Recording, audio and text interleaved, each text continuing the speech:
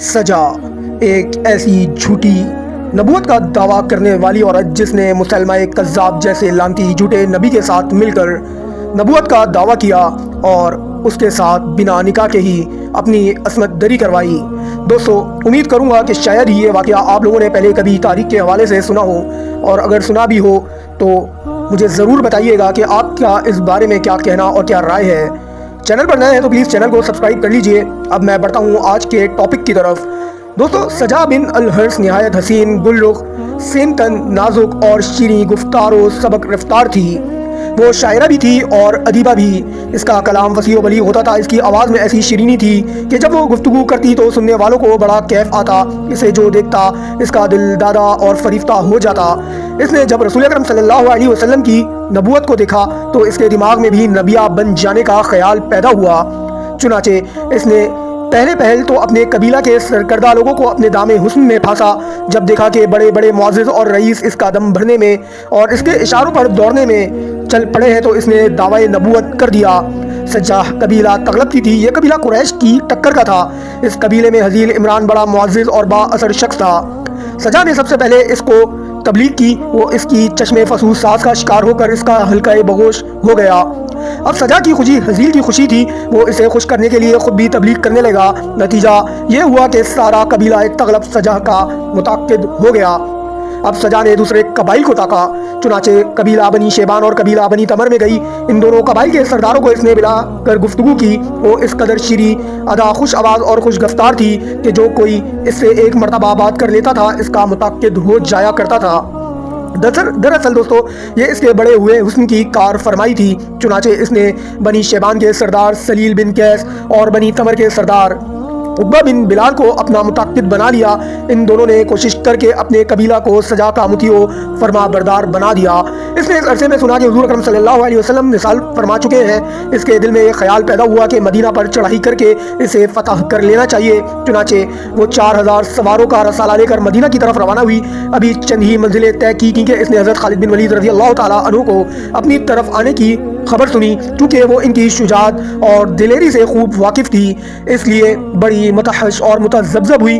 سجا کو یہ بھی خوف ہوا کہ یمامہ میں مسلمہ کذاب نے نبوت کا دعویٰ کر رکھا ہے، کہیں وہ بھی اس کے اوپر حملہ نہ کر دے۔ چنانچہ یہ تجویز سوچی کہ پہلے مسلمہ کے خطرہ کو دور کر دے تاکہ اس کی طرف سے کوئی اندیشہ نہ رہے، لیکن وہ مدینہ پر حملہ کرنے کا اعلان کر چکی تھی۔ اسے بات مناسب معلوم نہ ہوئی کہ خود اپنے حکم سے بجائے مدینے کے یمامہ پر لشکر کشی کر دے۔ عورت نہایت چلاک تھی۔ نہ اس نے اس کے متعلق کسی سے کچھ مشورہ لیا، نہ کوئی تذکرہ کیا، بلکہ رات کو کچھ فکر موضوع کیے اور صبح کو اپنے ماننے والوں سے کہا، رات مجھ پر معاذ اللہ وہی نازل ہوئی ہے کہ مدینہ پر حملہ کرنے سے پہلے یمامہ پر یورش کر کے مسلمہ کذاب سے ٹکراؤ کیا جائے۔ بعض لوگوں نے دریافت کیا، کیا یہ خدا کا حکم ہے؟ سجا نے کہا کہ ہاں، یہ خدا کا حکم ہے۔ لوگوں نے کہا تب ہم آپ کی اطاعت کرتے ہیں۔ چنانچہ وہ لشکر لے کر یمامہ کی طرف بڑھی۔ مسلمہ کذاب کو جو اپنے حملے کا اطلاع ہوئی تو وہ بہت گھبرایا۔ اگرچہ مسلمہ کے پاس کافی لشکر تھا، مگر اس نے سنا تھا کہ سجا ایسی خوبصورت اور ماہرو عورت ہے جو اسے ایک نظر دیکھ لیتا ہے ہمیشہ کے لیے اس کا غلام بے دام بن جاتا ہے۔ اسے اندیشہ ہوا کہ کہیں اس کے ماننے والے اس کے دام حسن میں گرفتار ہو کر اس سے بغاوت نہ کر جائیں۔ لیکن مسلمہ کذاب تھا نہایت چالاک اور بڑا فریبی۔ وہ ایک عورت سے کیا ہار مانتا۔ اس نے تیاری شروع کر دی اور فوجیں بھرتی کرنے لگا۔ دوستو، اسی وقت سے معلوم ہوا کہ خلیفہ اول حضرت ابوبکر صدیق رضی اللہ تعالیٰ عنہ نے حضرت اکرمہ بن ابی جہل اور شرجیل بن حسنہ رضی اللہ عنہما کو اسلامی لشکر دے کر یمامہ پر حملہ کرنے بھیجا ہے۔ اب اسے بڑی فکر ہوئی۔ یہ بات درست تھی کہ حضرت ابوبکر صدیق رضی اللہ تعالیٰ عنہ نے مسلمہ کذاب کی سرکوبی کے لیے حضرت اکرمہ اور حضرت شرجیل رضی اللہ تعالیٰ عنہما کو روانہ کیا تھا۔ یہ دونوں معزز سردار یمامہ سے کچھ فاصلے پر تھے، لیکن چونکہ وہ تبلیغ کرتے ہوئے آ رہے تھے اس لیے ان کے جلد آنے کی ان کو توقع نہ تھی۔ ادھر سجا یمامہ کے قریب پہنچ گئی تھی۔ اس چلاک آدمی نے یہ سوچا کہ یہاں تو سجا کو ملا کر مسلمانوں کا مقابلہ کرے، یہاں اس کے لشکر کو کسی حکمت سے منتشر کر کے اس کی طرف سے بے فکر ہو جائے۔ چنانچہ اس نے سجا کے پاس قاصد بھیج کر دریافت کیا، تم کس ارادے سے آ رہی ہو؟ سجا نے آقا کو جواب دے کر لوٹایا، میں مدینہ پر حملہ کے ارادے سے جا رہی تھی کہ مجھ پر وہی نازل ہوئی کہ پہلے مسلمہ کذاب سے مقابلہ کر لو۔ دوستو، مسلمہ بڑا سمجھدار آدمی تھا، لیکن اس نے پھر بھی قسمت آزمائی کرنے کا تہیہ کر لیا۔ چنانچہ فوراً پھر قاصد بھیج کر یہ پیغام دیا، مجھ پر وہی نازل ہوئی کہ تم بھی نبی ہو، تم سے مصالحت کرنا ہی مناسب ہے۔ جب حضرت محمد رسول اللہ صلی اللہ علیہ وسلم زندہ تھے تو میں نے انہیں پیشکش کی تھی کہ آدھا عرب ان کا رہے گا اور آدھا میرا، لیکن معاملہ طے ہونے سے پہلے ہی इन्होंने विशाल फरमाया, अब अगर तुम मुझसे मसालियत पर आमादा हो तो मैं आधा मुल्क अरब तुम्हें दे दूंगा, अगर तुम्हें मंजूर हो तो शराइत तय करने के लिए तन्हा मेरे पास आ जाओ।